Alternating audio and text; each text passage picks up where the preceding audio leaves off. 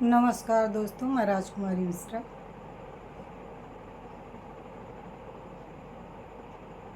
आज मुझे कुछ ऐसा अनुभव हुआ जो कि आप लोगों के सामने व्यक्त करना पड़ रहा है। आज मैं लाइव चलाई थी और लाइव में हमारे जो भैया सब आते हैं,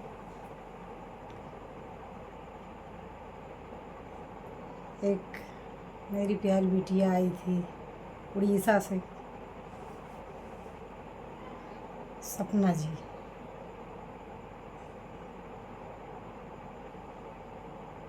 ये लोग मेरे कोई हैं नहीं।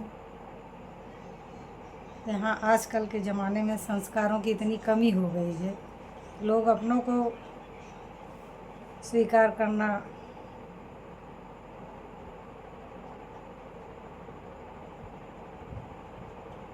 भूल चुके हैं। और लेकिन परमात्मा ने एक ऐसी व्यवस्था बना रखी है कि जिसको अनजान होकर के आदमी ढो रहा है। इस शरीर में परमात्मा के निवास होने के कारण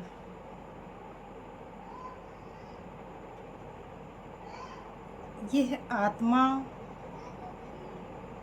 से आत्मा की बात ऐसे होती है कि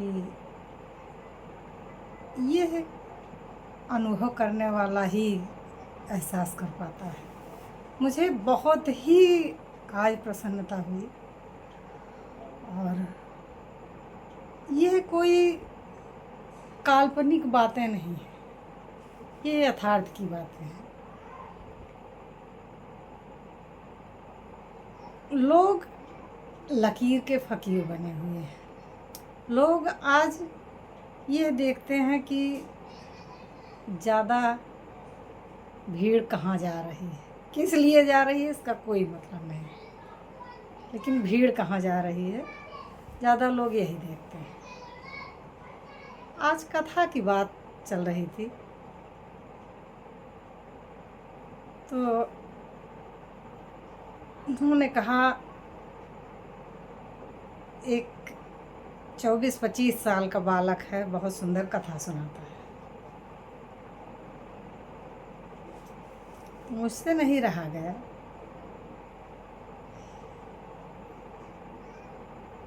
जहाँ तक मेरा अनुभव जो है, मैं अपने अनुभव की बात करती हूँ, क्योंकि सद्गुरु भगवान ने मुझ पर कृपा करके जो उन्होंने दिया है, मैं बिना अनुभव किए लकीर के फ़कीर मैं नहीं बनती।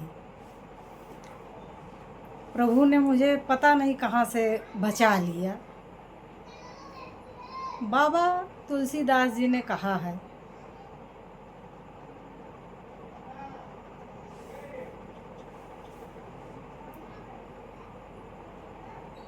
अब उन्होंने लिखा तो अनुभव से लिखा।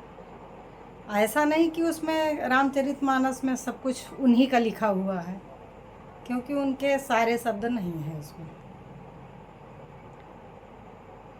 लिखने वालों ने उनके शब्दों को काट छाँट करके अपना उसमें भर दिया। तो जो अनुभव की चीज़ें रही हैं उसको अनुभव से ही समझ में आता है, और जो काल्पनिक शब्द रहते हैं वो कल्पना में भी समझ आता है। तो हम क्या हैं और कहाँ से आए हैं और कहाँ जाना है, ये तो सभी लोग जानते हैं। लेकिन जहाँ तक शरीर की बात है, तो शरीर बच्चा बनता है, युवा होता है, और लास्ट में आकर के क्या होता है वो सभी लोग जानते हैं। लेकिन एक आत्मा ऐसी है कि जो कि ना कभी वो बच्चा होती है, ना कभी युवा होती है, ना कभी वृद्ध होती है, ना जन्म लेती है, ना मरती है। ये भी सब लोग सुने हैं, लेकिन ये अनुभव के हैं। क्योंकि सतगुरु जो होता है, तो सतगुरु ऐसा वीर है जाकी शक्ति अपार। इसके बारे में बाबा गोस्वामी भी लिखे हैं, और सतगुरु के बारे में बाबा कबीरदास जी भी लिखे हैं। यहाँ तक कि जिसने भी सतगुरु की महिमा को जाना, क्योंकि भगवान के बारे में तो आदमी कह सकता है, कि सतगुरु के बारे में व्याख्या करना बहुत कम है।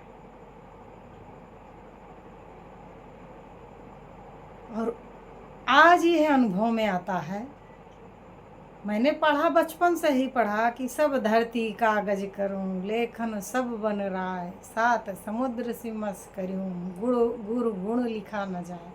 ये सब हमने सुना, सभी ने सुना, लेकिन ये बातें तब समझ में आती है जब अनुभव में आता है।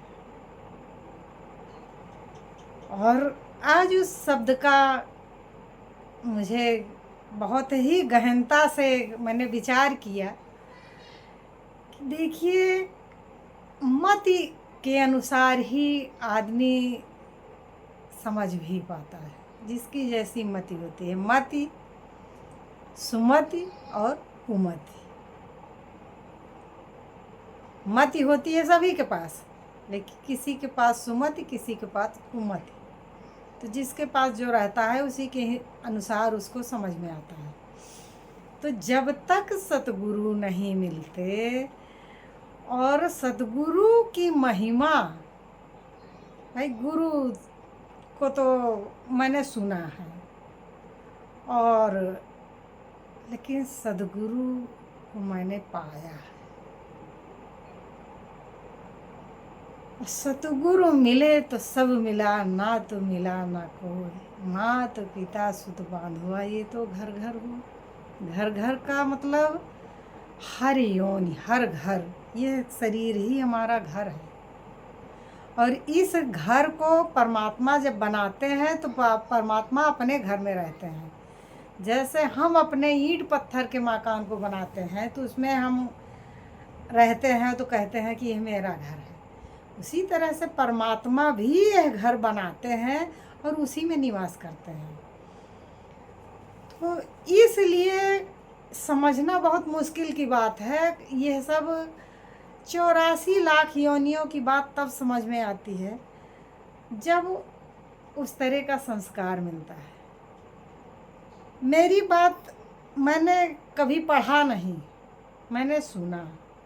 ठीक है, शास्त्र उठाने का समय नहीं मिला, लेकिन शास्त्र सुनने का मौका मिला है, क्योंकि बचपन से ही मुझे संतों की तलाश थी। मैं बहुत छोटी थी तब से मुझे संत की ही तलाश थी। पता नहीं, हमको किसी ने बताया नहीं, लेकिन मुझे संत की ही तलाश थी। और संत को मैंने नहीं तलाशा, संदेश उन्हीं को मिलता है और वो ही बुलाए जाते हैं। दरबार में सच्चे सतगुरु के दुख दर्द मिटाए जाते हैं। ये सब 84 लाख योनियों का ही संस्कार होता है। और उसी को पार करते हुए जब मनुष्य के शरीर में कोई आता है, और मनुष्य का शरीर ऐसे नहीं हो जाता कि हम मनुष्य की शरीर ऐसे मिल गई तो मनुष्य बन गए, नहीं। इसको तो गोस्वामी बाबा ने जीव कहा, जंतु कहा, क्योंकि उन्होंने लिखा है, आप हम हमेशा उसको पढ़ते हैं। जीव चरा चराचर जंतु समाना, भीतर बसहि न जानहि आना। जैसे गूलर आप लोग देखे हैं, सभी ने देखा है, और उसमें मच्छर घुस जाते हैं। जब फोड़िए तो उसमें बहुत सारे मच्छर निकलते हैं, लेकिन वो घुस तो गए उसमें, लेकिन निकलना नहीं जानते। ठीक उसी तरह से ये जब तक सतगुरु का सानिध्य नहीं मिलता, जब तक सतगुरु, क्योंकि सतगुरु पाना भी 84 लाख योनियों के बाद ही बहुत बड़ी कृपा जब परमात्मा की होती है, तब उसको सतगुरु की प्राप्ति होती है। और सतगुरु जब मिल जाते हैं ना, तो फिर कुछ भी, कोई कमी रह ही नहीं जाती। क्योंकि भौतिक जगत में आप यत्न करते करते जीवन गुजार देंगे, लेकिन संतुष्टि नहीं मिलती। और लोग परमात्मा की भक्ति भी करते हैं, वो भी भौतिक सुखों के लिए। भाई, इसलिए नहीं बनी ये शरीर, और भक्ति इसलिए नहीं बनी। अगर भोग विलास ही ढूंढना है तो हर योनि पड़ी हुई है, बहुत सारी 84 लाख योनियाँ भोग विलास के लिए ही बनी हुई हैं। लेकिन इस शरीर को पा करके भी अगर हम परमात्मा के दरवाजे पर भी अगर हम भोग विलास ढूंढ रहे हैं, तो फिर उसी तरह हुआ जैसे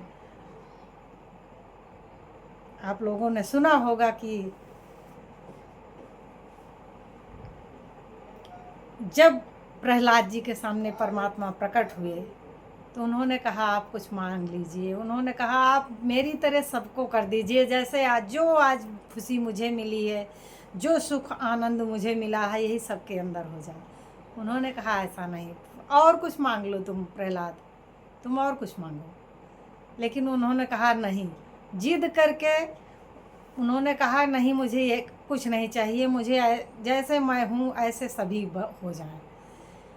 तब उन्होंने कहा कि प्रहलाद, तुम अपनी तरह सबको समझ रहे हो, तो जाओ तुम किसी एक को ढूंढ के लाओ।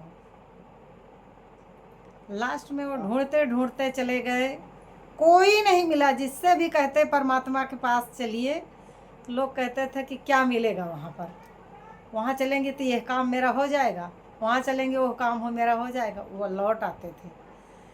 लास्ट में उन्होंने देखा कि एक सूकर बहुत दिनों से दलदल में फंसा पड़ा हुआ है। उन्होंने सोचा कि इस दलदल से इसको हम निकाल करके ले आए, ये भी तो परमात्मा का ही दिया हुआ है, हो सकता है कि परमात्मा के पास ले जाऊं तो इसका उद्धार हो जाए। पता नहीं कितने दिनों से भूखा प्यासा उस दलदल में वो फंसा था, ले आए।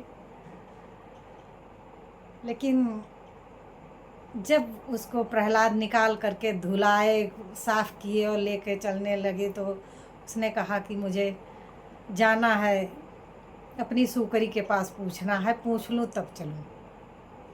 सोचिए आप कि दलदल में फंसा वो सूकर, पता नहीं कितने दिन से तड़प रहा था, उसको कोई पूछने नहीं आया। लेकिन जब दलदल से निकाल लिए, तो वो कह रहा है कि मैं अपनी सूकरी से पूछ लूँ। प्रहलाद ने कहा चलिए आप पूछ लीजिए सूकरी से भी। सूकरी के पास जब गए, तो सूकरी कह रही है कि आप इनको जब परमात्मा के पास ले जा रहे हैं, तो इनके बदले में मुझे क्या मिलेगा। अब देखिए यहाँ भी वही बदले की बात आ गई। उन्होंने कहा जो परमात्मा अगर मिल जाते हैं तो किस चीज़ की कमी रहती है। लेके चले आए, उनको भी संतुष्ट किया, सूकरी को भी, कि जो कुछ कहेंगी आप सब कुछ मिलेगा। लेके चले। रास्ते में जब सूकर पहुंचा तो कह रहा है कि अच्छा ये बताइए कि क्या परमात्मा के दरबार में मुझे मल खाने के लिए मिलेगा। वहीं पर प्रहलाद जी छोड़ दिए उसको, चले आए, साष्टांग दंडवत किए परमात्मा की चरण में। हे प्रभु, आपके दरबार में भी लोग मल की तलाश कर रहे हैं, यानी परमात्मा के दरबार में भी जाते हैं तो इतनी सारी कामनाओं को लेकर के जाते हैं कि ये हो जाए वो हो जाए। अरे यह शरीर मिला हुआ है इतना मूल्यवान, वो परमात्मा की भक्ति मिले, इससे बड़ा और क्या हो सकता है। और जिसको भी परमात्मा मिले, परमात्मा को पाने के बाद किसी ने कुछ मांगा नहीं, जिसके पास जो था वो भी त्याग दिया है, अगर सच्चा भक्त है तो। क्योंकि परमात्मा के लिए जिसके पास समय हो गया, वो संसार को समय नहीं दे पाएगा, चाहे जैसे हो। क्योंकि परमात्मा को पाने के बाद किसी वस्तु की, भौतिक सुख की इच्छा नहीं रहती भाई। तो आज मुझे बहुत ही अंदर से पीड़ा हुई कि कथा को लोग, कथा तो वो होती है जो संत महापुरुष अपनी हृदय को मथ करके निकालते हैं, लेकिन अगर उस कथा को वो बुक में लिख दिए, शास्त्र जो बना हुआ है किसी संत महापुरुष का अनुभव है भाई, तो क्या उस शास्त्र को पढ़ करके आपको भी वैसा अनुभव हुआ जैसा अनुभव शास्त्र को लिखने वाले को हुआ था? इस बात पर आप लोग विचार करिएगा। और मेरे मन में बहुत सारी ऐसी बातें रहती हैं जिसको मैं आप लोगों से शेयर करना चाहती हूँ, तो बहुत ज़्यादा लंबा हो जाएगा, तो आज बस यही इतना।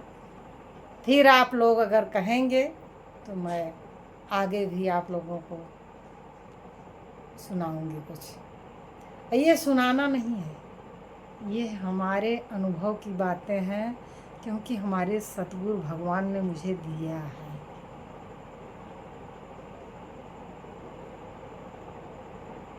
और तो मैं नहीं जानती किसको क्या मिला है, लेकिन मुझे जो मिला है हमारे सतगुरु भगवान ने मुझे दिया है। नमस्कार। अच्छा लगे तो लाइक शेयर करिएगा, और चैनल पे नए हैं तो सब्सक्राइब भी करिएगा। अगर फेसबुक पे देख रहे हैं तो फॉलो करिएगा। नमस्कार।